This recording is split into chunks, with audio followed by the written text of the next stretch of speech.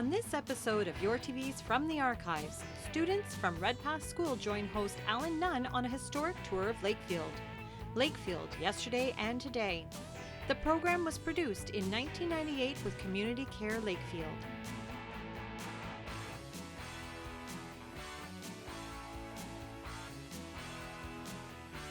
There's quite a lot of historical stuff around Lakefield to look at. Have you anywhere you'd like to see? How about the marina? Yeah, why not? And let's go and pick up some of your friends from Redpath School.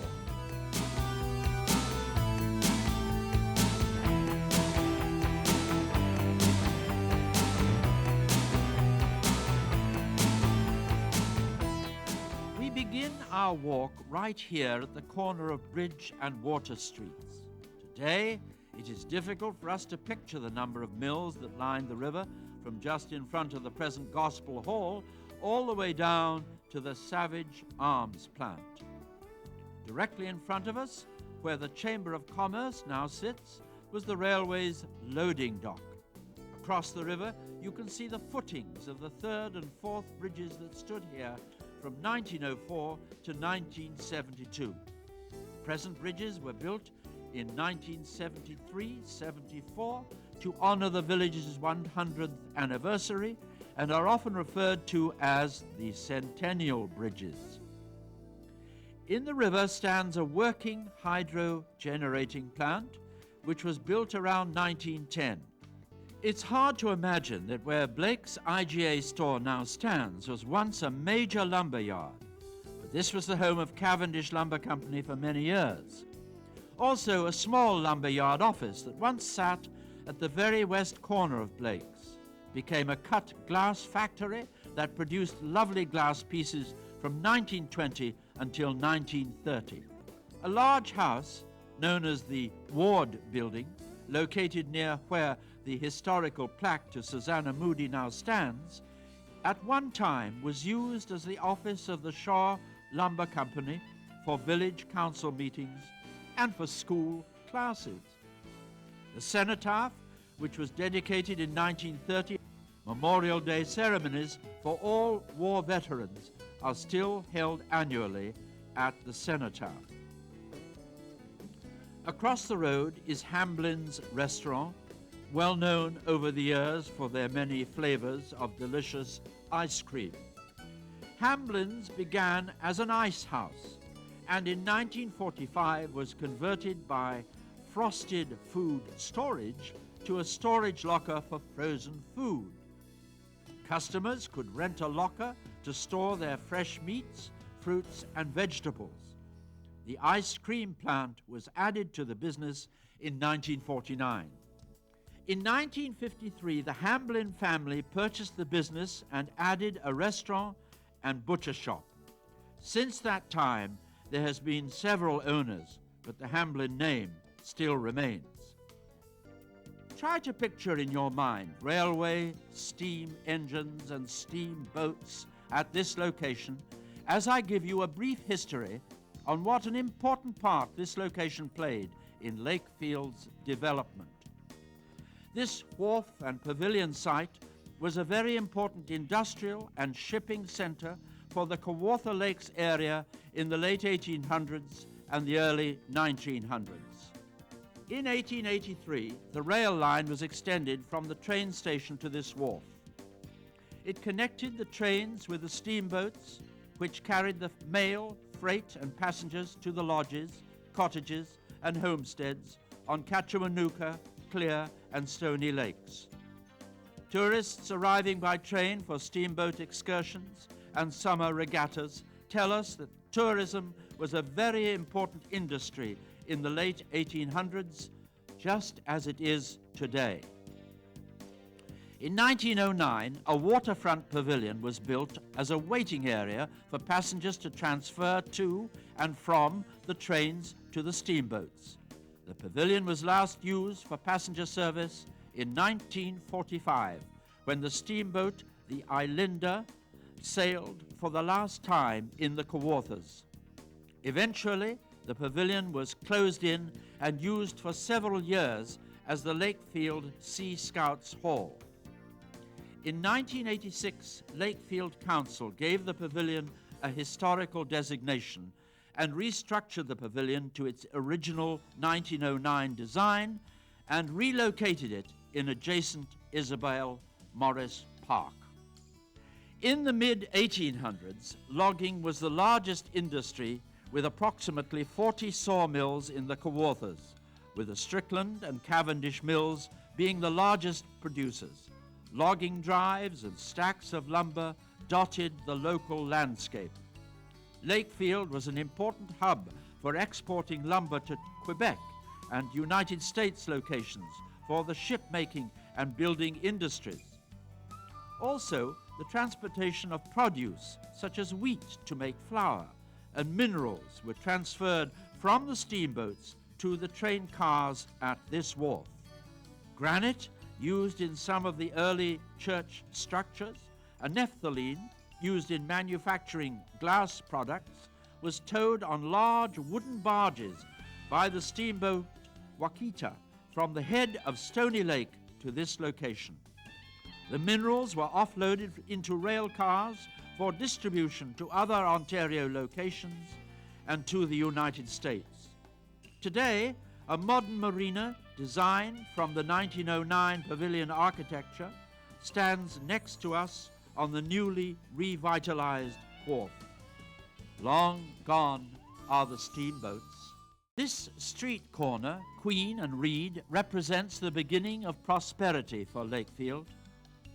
In 1838, a fire destroyed the mills, bridges, and homes which were part of the original settlement. This disaster brought the development of Lakefield almost to a halt. However, by 1855, things began to improve.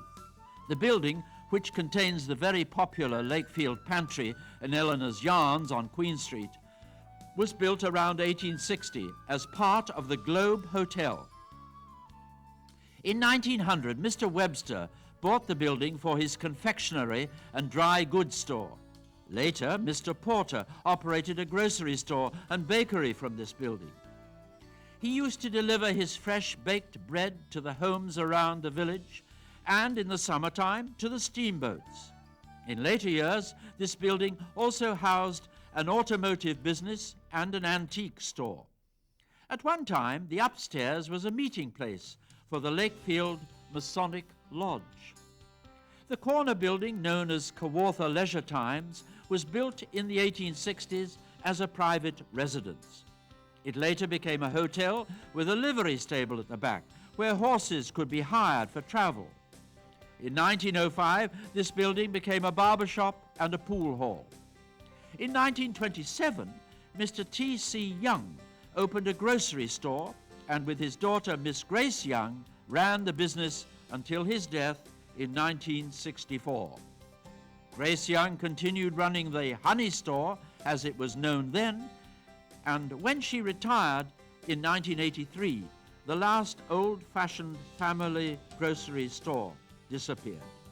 Since then, a print shop and two different craft shops have occupied the building. Across Queen Street is Millage's Plumbing. That building was erected in 1875 and was purchased by Thomas Hendren in 1880. 3 generations of Hendrens operated a furniture store and then a funeral and taxi business there. On the northwest corner of Queen and Reed Streets, where the Royal Bank is located today, was the site of Lakefield's first post office, built 1856. W.H. Casement was the first postmaster. On the corner, next to the post office, was his hardware store, built in 1860. In the early 1900s, the hardware store, then owned by Mr. Frank Erskine, was destroyed by fire. In 1948, Mr. Sid Hutt erected and operated a bowling alley for several years at this location. Across Queen Street is the new village post office. At one time, this location was the home of Graham's Lakefield Creamery, where kids went to after school for a drink of fresh buttermilk. In 1929, The Lakefield cement plant was the largest of 14 industries registered in Lakefield, and it produced 20% of Ontario's cement. It was producing 3,000 barrels daily of Portland cement used for general construction, and a marine grade used locally in the building of canal walls, piers, and docks. The Lakefield cement plant was one of 11 Ontario companies that were formed in response to the high demand for cement during the great boom years of 1898 to 1908. These Ontario companies handled 80% of the nation's productivity. Initially, the cement was produced from marl, an admixture of clay and limestone, which was dug from Buckley's Lake, about 2 kilometers east of here, and was carried by train to the cement plant beside the Otonabee River. This wet process plant operation closed down in 1910.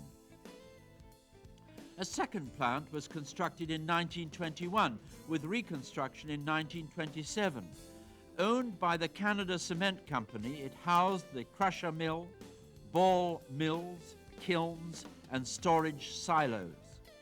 A new dry process using limestone mined from a quarry, also just east of here, had sufficient clay in the layers between the limestone to produce cement. The limestone was crushed and ground into a fine powder. The coal-fired kilns reduced the powder to black clinkers, with the gases from the kilns being exhausted up the smokestack. Gypsum was added to the clinkers prior to being reground at the clinker mill into powdered cement, which then transferred via conveyor belt to the huge silos for storage. All the cement was bagged, an operation that involved as many as 225 employees prior to shipment by rail. The Lakefield plant closed down in 1932 following the Depression in late 1929. During the World War II, most of the buildings were torn down or dismantled in order to retrieve the steel beams and machinery to be used as scrap metal for the war effort.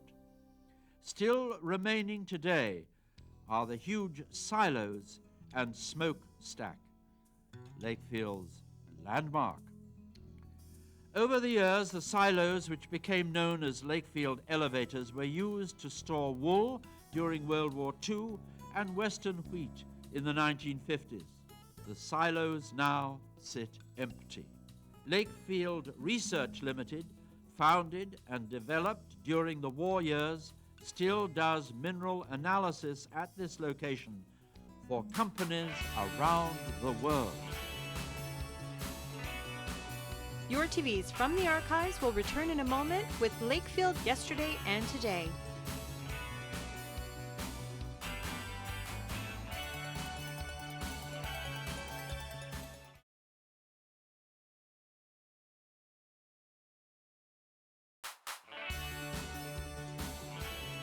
Welcome back to Your TVs from the archives. We continue with the 1998 program Lakefield Yesterday and Today. In the mid-1800s, this location was known as the Sherrin Block. The Sherrin Block consisted of this two-story brick building on Queen Street next to the present police station and the stone building at the rear on Burnham Street, now known as the Doll House. Built in 1857 by John Sherrin, the two-story building originally housed the Sherrin General Store and a pharmacy operated by Mr. Frank Burgess. The boardwalk in front of the stores was the typical sidewalk in the 1800s. The stone building at the rear was built later as a warehouse and cold storage for the Sherrin General Store. These buildings were in the Sherrin family for 4 generations. The original two-story building, which had many occupants and renovations over the years, has housed a furniture store, a second-hand store, Blake's grocery store, and presently a ladies' clothing store and part of the Lakefield Clinic. The entrance to the clinic at the corner of Queen and Burnham Streets is the former location of Mr. Fred Crawford's butcher shop.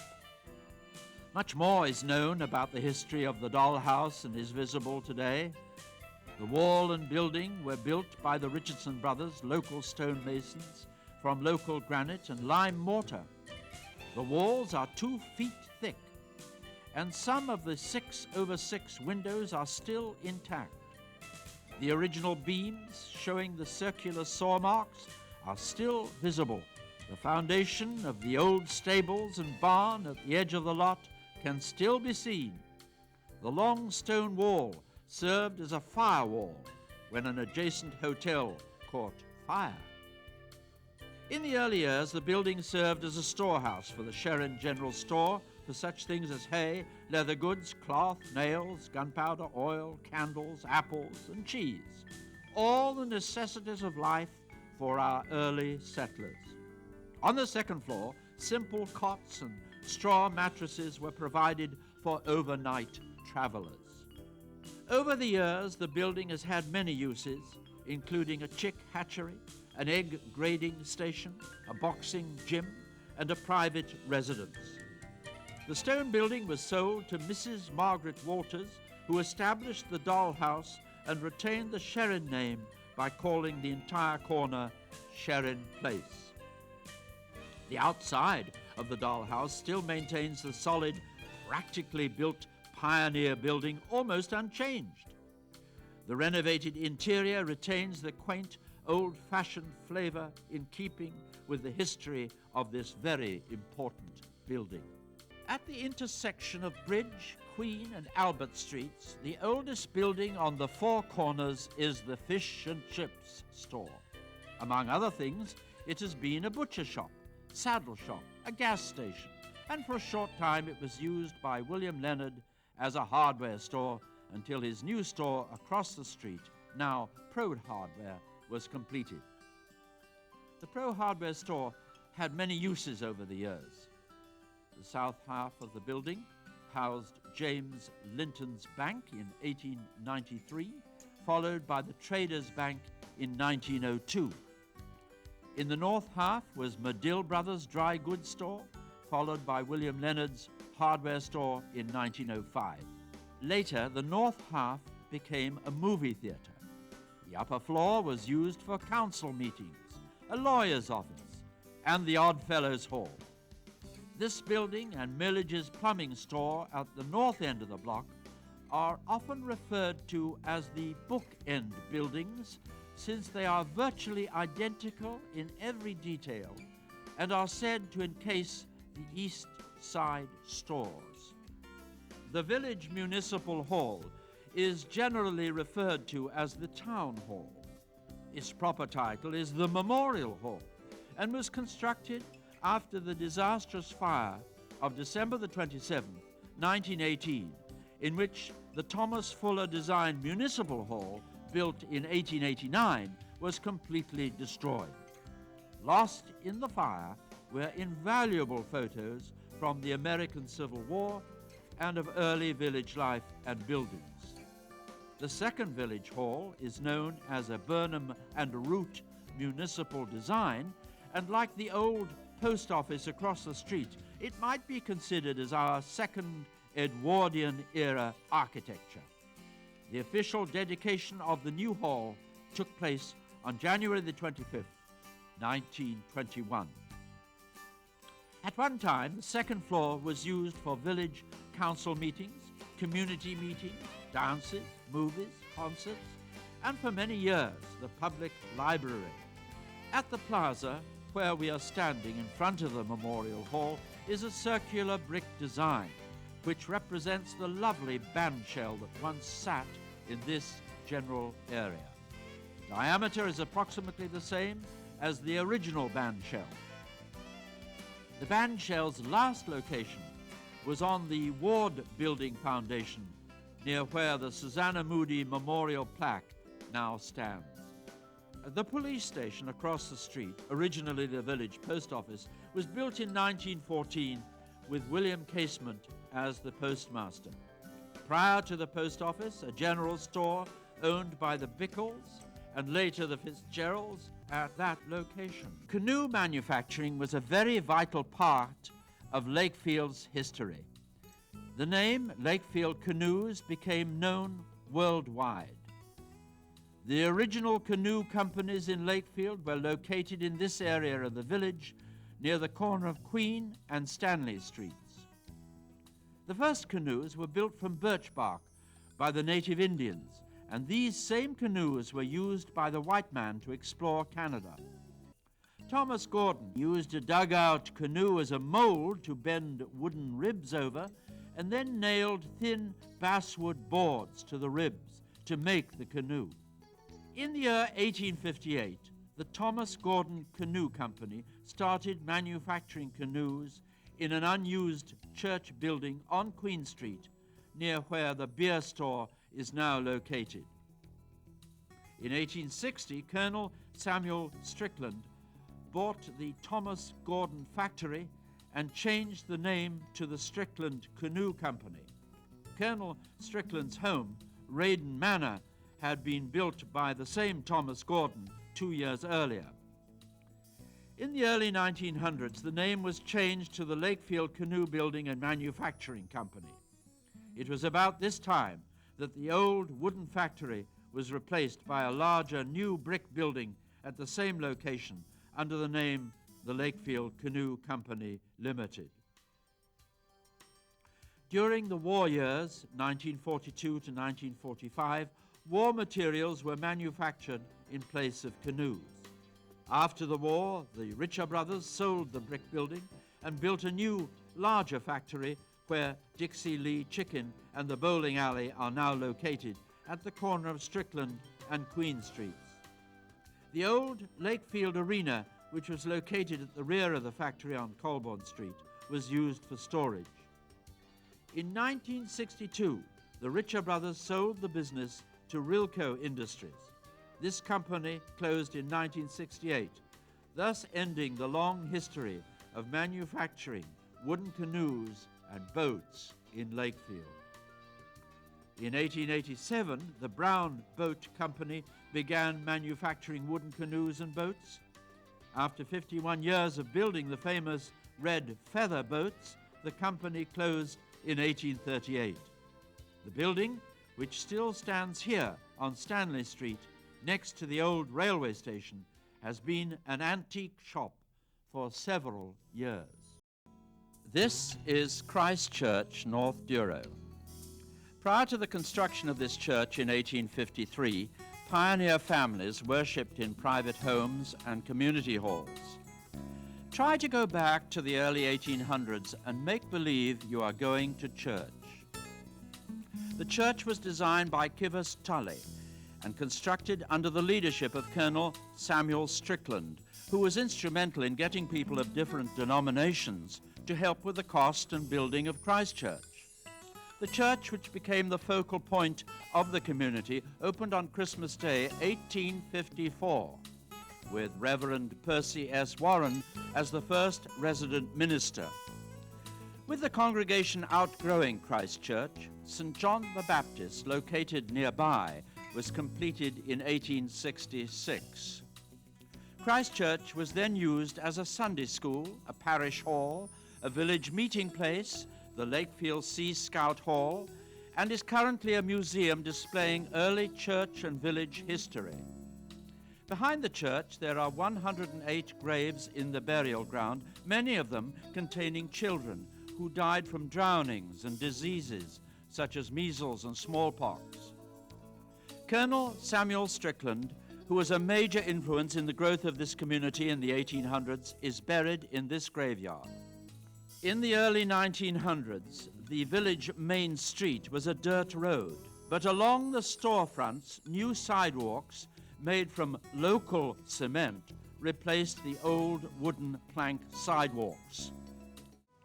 In 1869, the Midland Railway of Canada, which later consolidated with the Grand Trunk Railway, was extended from Peterborough to this now thriving community of Lakefield. Lakefield's third train station, which was built in 1902, still stands at the corner of Stanley and Rabbit Streets. Next to the station where the train turntable used to be, is the new Emergency Response Centre. Colonel Samuel Strickland's and the Cavendish sawmills, which were the most important industries in Lakefield at that time, relied heavily on the railway to export their lumber. In 1875, Lakefield had been incorporated as a village and its growth was rapid. The Lakefield branch railway line played an important role, not only in the settling of the community as an industrial and tourist area, but also the development of the Kawartha Lakes region. The Friday night trains would be packed with travelers waiting to connect with the steamboats heading to resorts and cottages. The train service was also very important in the establishment of Lakefield College School, also known as the Grove. By now, Mr. William Charlton could see the advantage of being nearer the railway. Today it is known as Lakefield Farm Supply. He was one of 3 men to negotiate with Ontario Hydro for the supply of electrical power from the local hydro station. In return, Lakefield would pay a reduced hydro rate, and Mr. Charlton could now have steady electric power to operate his mill. Although this program was recorded just over 20 years ago, we can see the many changes that have happened since 1998. We hope you enjoyed this glimpse into the past on your TVs from the archives. See you next time.